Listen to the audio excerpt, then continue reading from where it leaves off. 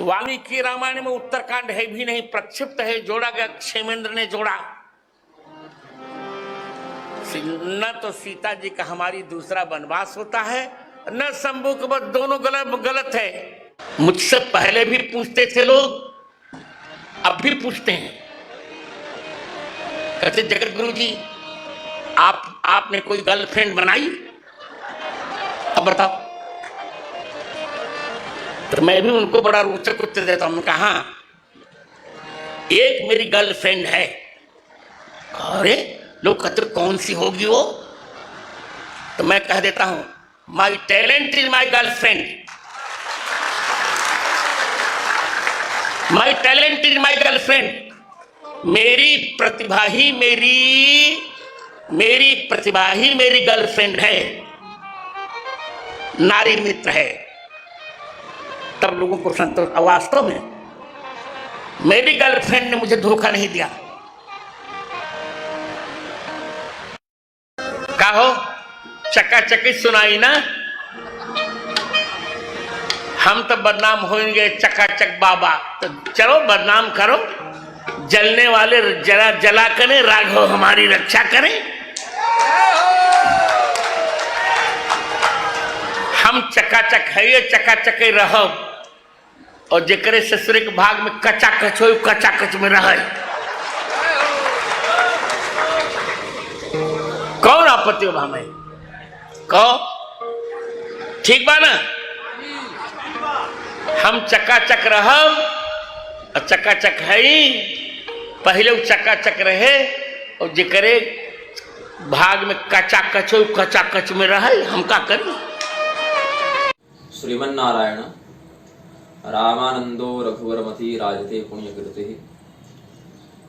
आज मैं यह जो आपके समक्ष उपस्थित हुआ हूँ, भगवान श्री रामानंदाचार्य जी के संप्रदाय में रहकर रामभद्राचार्याभिधाक्ष यह व्यक्ति किस प्रकार से भगवान रामानंदाचार्य जी के शास्त्रगत सिद्धांतों की स्पष्ट अवहेलना करते हुए उनके विरुद्ध जाकर पाखंड का प्रवर्तन कर रहा है, इस विषय में मैं रामानंद संप्रदाय के मान्य अनुयायियों को सचेत करना चाहता हूँ।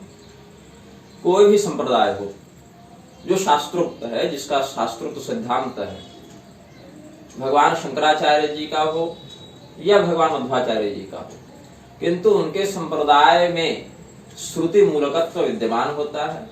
साथ ही उनके संप्रदाय में उनके प्रकरण ग्रंथ एवं भाष्यादि के विरुद्ध जाकर कोई बात मान्य नहीं होती है। ये सामान्य सिद्धांत है, इसको अलग से सिद्ध करने की बात नहीं है, ये स्वतः सिद्ध बात है। तद्वत श्री संप्रदाय में भी यदि हम केवल भगवान रामानंदाचार्य जी के वैखारस मतानुसार भी देखें, तो उसमें भी भगवान रामानंदाचार्य जी की वाणी सर्वोपरि मानी जाएगी। यदि उनके संप्रदाय के परवर्ती आचार्यों में और भगवान रामानंदाचार्य जी के वचनों में स्पष्ट विरोधाभास दिखे, स्पष्ट विपरीत दिखे, अग्नि जलादिवत विरोध दिखे, तो उसमें भगवान रामानंदाचार्य जी के ही वचनों को हम प्रामाणिक और शास्त्र सम्मत समझते हैं, परवर्ती आचार्य गणों को नहीं, विरोध की स्थिति में। यद्यपि ऐसा बहुत कम होता है, किंतु फिर भी रामभद्राचार्य जैसे कुछ घुसपैठिए लोग स्वयं को जगत गुरुत्व के ऊपर आरूढ़ करके संसार में अपनी लोकेशना की तृप्ति हेतु जो अनर्गल प्रलाप करते हैं, मैं उसके विरुद्ध खड़ा हूं। और केवल उनके ही नहीं, किसी भी संप्रदाय का व्यक्ति अपने मूल सिद्धांत से इतर जाकर कोई यदि अनर्गल वक्तव्य दे, तो मैं उसके विरुद्ध खड़ा हूं। राघव कृपा भाष्य की जब रचना की थी रामभद्राचार्य ने, तो उस भाष्य में श्री संप्रदाय के ही बहुत से सिद्धांतों का विरोध दिख जाता है, और इन सभी बातों का प्रकाशन, इन सभी बातों का खंडन भी श्री कमलाकांत त्रिपाठी जी महाभाग ने राघव कृपा भाष्य एक निरर्थक प्रयास इस प्रकार के समीक्षात्मक ग्रंथ में किया है, जिसका उत्तर आज तक रामभद्राचार्य जी नहीं दे पाए। लेकिन दावा क्या करते हैं कि भूतल पर मेरा निग्रह कोई नहीं कर सकता। तो आपको तो शास्त्रार्थ में कोई तब हराएगा ना, जब आप शास्त्रार्थ के लिए सामने प्रस्तुत होंगे, शास्त्र सिद्धांत को प्रमाण भूत स्वीकार करेंगे। लेकिन रामभद्राचार्य की शैली बड़ी विचित्र है, बिल्कुल विचित्र है।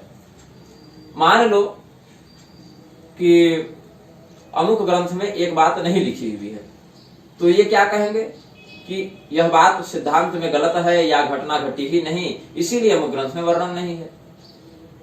तो जब वर्णन ही नहीं है तो हम कैसे मान लें?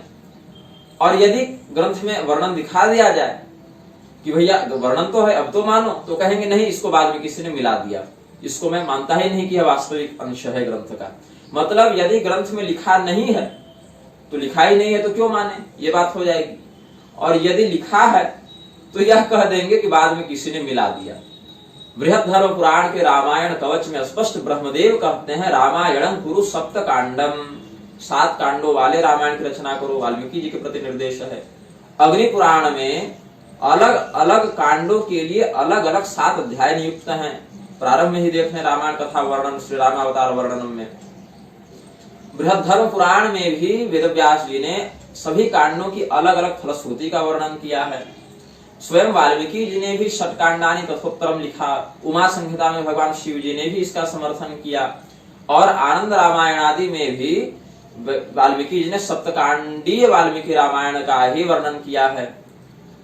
तो वेदव्यास जी की वाणी, वाल्मीकि जी की वाणी, सबको, ब्रह्मदेव की वाणी, सबको ये धता बताकर कहते हैं कि उत्तरकांड को बाद में क्षेमेंद्र ने जोड़ दिया। अच्छा, इनका उत्तराधिकारी कहता है कि पूर्वाचार्यों ने यदि कोई भूल की तो उसको सुधारना हमारे गुरु जी का काम है और गुरु जी वही कर रहे हैं।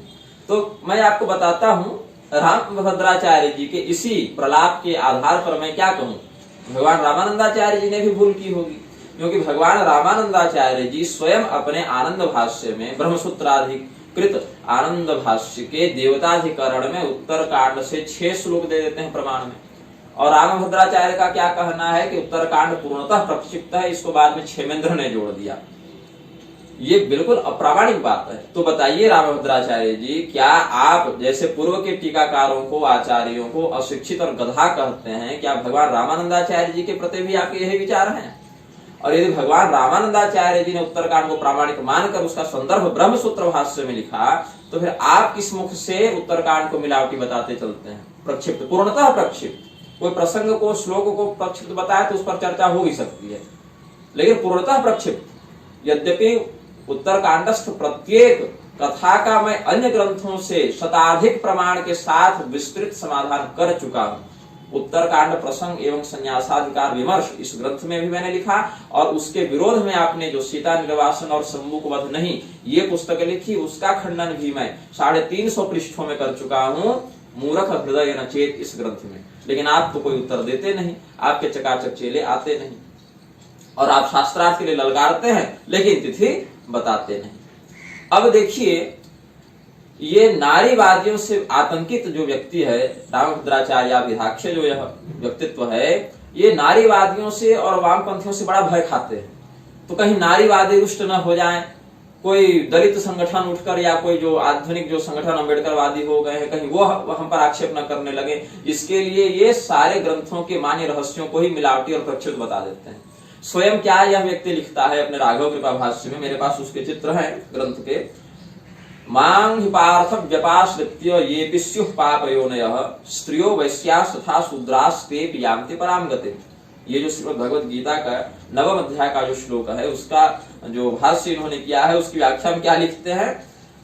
पाप योनय। कुछ आचार्यों ने पाप योनय विशेषण स्त्रियों के लिए भी माना है, पर यह उनकी हठधर्मिता और अविवेक है, ये लिख रहे हैं अपने राघव कृपा भाष्य में। ये स्वयं भगवान रामानंदाचार्य जी का आनंद भाष्य देख लेते, उसके अपशुद्राधिकरण में भगवान रामानंदाचार्य जी ने यही अर्थ किया है, जिस अर्थ को ये हठधर्मिता और अविवेक बता रहे हैं। तो क्या रामभद्राचार्य स्वयं रामानंदाचार्य जी को हठधर्मी और अविवेकी मानते हैं? फिर क्या लिखते हैं रामभद्राचार्य? तात्पर्य यह है कि स्त्री और शूद्र इतने शुद्ध हो चुके हैं कि उनको संस्कारों की आवश्यकता ही नहीं, जो जनेऊ गायत्री इत्यादि संस्कार हैं उनकी आवश्यकता ही नहीं। संस्कार तो शुद्धि के लिए किए जाते हैं, जो स्वयं शुद्ध है उसे शुद्धि करने की क्या आवश्यकता। लेकिन इस मत से छांदों की श्रुति सम्मत नहीं है। इस मत से अपशूद्राधिकरण में किसी भी आचार्य का, शंकराचार्य जी से लेकर मध्वाचार्य जी पर्यंत किसी का मत आप देख लीजिए, कोई इस बात से सहमत नहीं है। मतलब सब के सब अशिक्षित थे, गधे थे, हठधर्मी थे, अविवेकी थे। केवल रामभद्राचार्य अपने पूर्वाचार्यों की भूल को सुधार रहे हैं, और स्वयं रामानंदाचार्य भगवान को भी शायद ज्ञान नहीं होगा इतना, जो इन्होंने अब सुधार का एक अभियान चलाया है अपने आचार्यों की भूल का। यहाँ तक कि समन्वयाधिकरण में आनंद भाष्यांतर्गत भगवान रामानंदाचार्य लिखते हैं, इतिहास पुराणाभ्यं वेदं समुपबृंहयेत् विभेत्यल्प स्फुताद् वेदो मामयं प्रतरिष्यति। इतिहास और पुराणों का आश्रय लेकर वेदों के अर्थ को समझना चाहिए, उनके तात्पर्य का विस्तार करना चाहिए, क्योंकि जो व्यक्ति पुराने इतिहास आदि के सम्यक शास्त्रोचित सदर्थ से अनभिज्ञ हो वह वेदों का सही अर्थ नहीं बता सकता, और वेद भी उससे डरते हैं कि ये क्या नहीं पता मेरा क्या अर्थ कर बैठेगा। इसीलिए आगे भगवान रामानंदाचार्य जी कहते हैं, इति वचन बलाद्वृंहणेन संक्षिप्तस्य वेदार्थस्य विशदीकरणम् आवश्यकम्। वेद मंत्र के सिद्धांत सूत्रबद्ध हैं, वे सिद्धांत संक्षिप्त हैं, उन्हीं का विस्तार दृष्टांतगत भाव से इतिहास और पुराण करते हैं। इसीलिए क्या कहा, वदन्ति सकला वेदाः सेतिहास पुराणकाः मुनयश्च महात्मानो वेद वेदांत दर्शिनः। पुराणों के साथ इतिहासों के साथ ही वेद जो है अपनी वाणी का व्याख्यान करते हैं, यह समझना चाहिए। तो रामानंदाचार्य जी तो समन्वयाधिकरण में कुछ और बात कहते हैं, और रामभद्राचार्य क्या लिखते हैं कि इतिहास और पुराण हमारे प्रमाण कोटि में नहीं आते, हम उसको मानते ही नहीं। संहिताओं से कितने प्रमाण दे दो, पुराणों से कितने प्रमाण दे दो, मैं मानता ही नहीं। और भगवान रामानंदाचार्य जी कहते हैं कि इतिहास पुराण के बिना आप वेदों का अर्थ बता ही नहीं सकते। अब देखिए, देवताधिकरण में हम आते हैं ब्रह्मसूत्र के आनंद भाष्य में, वहां पर स्वयं विष्णु पुराण से प्रमाण दिया है भगवान रामानंदाचार्य जी ने, और वाल्मीकि रामायण के उत्तरकांड के सर्ग 104 से 6 श्लोक दे दिए प्रमाण में। संक्षिप्य ही पुरा लोकान मायया स्वयमेव ही महारणवेशयानोप्सु बांतं पूर्वमजीजनः, जो ब्रह्म रामा अंतर्गत संवाद है उसमें। और आगे देखें आप, जब अब शूद्राधिकरण में आते हैं तो क्या कहते हैं, वेदाध्ययन साध्यावनीयाद्य भावेनाग्नि साध्य कर्मान अधिकारेपि ब्रह्मोपासरस्य मनो मात्र निर्वर्तत्वेन शूद्रस्यापि देवाधिकारस्य संभवात्। और आगे स्पष्ट उन्होंने किया कि यदि यह मान लें कि उपनयन आदि में शूद्र स्त्रियों का शास्त्रोचित अधिकार नहीं है, इसीलिए उन्हें ब्रह्म विद्या का अधिकार नहीं, किंतु पुराण श्रवण से वो अधिकार प्राप्त कर सकते हैं। यदि ऐसा माने, यदुक्तम इतिहास पुराण श्रवणादि सामर्थ्यं ब्रह्म विद्याया भविष्यति शूद्राणाम तदपि न, वैसे नहीं, क्योंकि इतिहासादेश श्रवणस्य केवलं दुरित निर्वर्तकत्वेन ब्रह्म विषयक यथार्थ ज्ञानाजरकत्वात्। केवल अज्ञान के विनाश के लिए इतिहास पुराणों का श्रवण है, और ब्रह्म ज्ञान तो श्रुति मूलक है। इतिहास और पुराण भी अपने स्वातंत्र बल से ब्रह्म ज्ञान नहीं कराते, वेद मूलकत्व ही ब्रह्म ज्ञान में निमित्त है। इसीलिए कहा, दुरधिगम वेदार्थ विशदीकरण एक प्रयोजन प्रवृत्तयोर इतिहास पुराणयोरपि वैदिकाधिकारानुगुण्ये नैव ब्रह्मोपासना सामर्थ्यम न तु स्वातंत्रेणेति। हाँ, विदुर जी इत्यादि का उदाहरण दिया है कि पूर्व जन्म में वे देवांश थे, तो वो ज्ञान उनको स्थानांतरित हो गया, इसीलिए उनमें ब्रह्म ज्ञान स्वतः प्रस्फुटित हो गया। विदुर प्रभृतीनां तु जन्मांतर वासनया ज्ञान लाभात् ब्रह्मनिष्ठत्वम्, ये बात उन्होंने स्पष्ट की है। तो यहाँ पर रामभद्राचार्य क्या कहते हैं, नारीवादियों और वामपंथियों को संतुष्ट करने के लिए शास्त्र की मर्यादा की धज्जी उड़ाते हुए कहते हैं कि नहीं नहीं, जो स्वयं शुद्ध है उसको संस्कार की क्या आवश्यकता है, मतलब भैया बाकी लोग ये शुद्ध होंगे। छांदोग्य की श्रुति में स्पष्ट कहते हैं कि पूर्वकृत जन्मों के संस्कार से क्षण कर क्रमशः तम बुद्धि से रजो बुद्धि से सत्य बुद्धि और सत्य बुद्धि से गुणातीता बुद्धि की ओर साधक बढ़ता है। यही वर्ण क्रम में उन्नति का कारण है। ब्रह्म पुराण कारण में भगवान वेदव्यास जी ने स्पष्ट किया ब्रह्म पुराण में इस सिद्धांत को, लेकिन रामभद्राचार्य अपने आचार्यों के द्वारा, भगवान रामानंदाचार्य जी के द्वारा जो सिद्धांत बताया गया, उत्तरकांड को प्रामाणिक बताया गया, पुराण इतिहास का प्रमाणत्व स्वीकार किया गया, उसकी स्पष्ट विरुद्ध जाकर लेखन और वक्तव्य देते हैं। और भगवान रामानंदाचार्य जी को ये क्या कहते हैं कि जो पाप योनियः का स्त्री परक अर्थ लेते हैं वे हठ धर्मी और अविवेकी हैं। तो भगवान रामानंदाचार्य जी ने स्वयं क्या अर्थ किया है इसी श्लोक का, तत्र स्त्री शूद्राणाम जन्मा शुभ कर्म वासनोपचिततमः प्राधान्यात् भवति अद एव तेषां वेदाध्ययनादिश्वनधिकारोपशूद्राधिकरणेभिः संगच्छत उत्तर मीमांसायाम्। उत्तर मीमांसा ब्रह्मसूत्र को कहते हैं, उसके अवशूद्राधिकरण का संदर्भ देते हैं। अतस्तेषां पाप योनित्वम्। तो भगवान रामानंदाचार्य को क्या रामभद्राचार्य हठधर्मी और अविवेकी मानते हैं? इनका जो उत्तराधिकारी रामचंद्र दास यह कहता है कि हमारे गुरु जी में सभी पूर्वाचार्यों का समावेश है। शंकराचार्य जी का दर्शन इन्हीं में होता है, मध्वाचार्य जी का, रामानुजाचार्य जी का, वल्लभाचार्य जी का, निम्बारकाचार्य जी का, रामानंदाचार्य जी का, ये साक्षात विग्रह है बैठे हुए हमारे गुरुदेव। वेदव्यास जी का दर्शन होता है। एक तो कह रहा था वाल्मीकि जी से भी बड़े हैं ये हमारे गुरुदेव। ये सब चापलूस हैं, संसार में जनता को मूर्ख बनाने के लिए सब कहते हैं। और यहां तक कह दिया कि हमारे गुरु जी तो दोपहर तक 2 लाख राम नाम जप लेते हैं। केवल राम इन 2 अक्षरों का भी यदि प्रति सेकंड 2 बार आप जप करेंगे तो भी 24 घंटे में आप 2 लाख नहीं पूरा कर सकते। तो क्यों संसार को मूर्ख बनाते हो भाई? शास्त्रार्थ की चुनौती दिए हो तो सामने तो आओ। काशी विद्वत परिषद का आपने नाम लिया, तिथि तो निश्चित करें। मैं भगवान रामानंदाचार्य जी के संप्रदाय के सिद्धांत की रक्षा करने के लिए आप जैसे घुसपैठियों के विरुद्ध लड़ रहा हूं, खड़ा हूं। भगवान रामानंदाचार्य जी के सिद्धांत के विरुद्ध जाकर भगवान रामानंदाचार्य जी के नाम को बेचने वाला यह व्यक्ति संसार को मूर्ख बना रहा है और मैं सचेत कर रहा हूं, लेकिन संसार उससे बचता ही नहीं है। तो इसमें मेरा क्या दोष है? भगवान वेदव्यास जी कहते हैं ऊर्ध्वाहं विरोम्येष न च कश्चित् शृणोति मे धर्मादर्थश्च कामश्च स किमर्थं न सेव्यते। वेदव्यास जी भी हाथ उठा उठा कर लोगों को जगा रहे थे, लोग जगना ही नहीं चाहते तो हम क्या करें।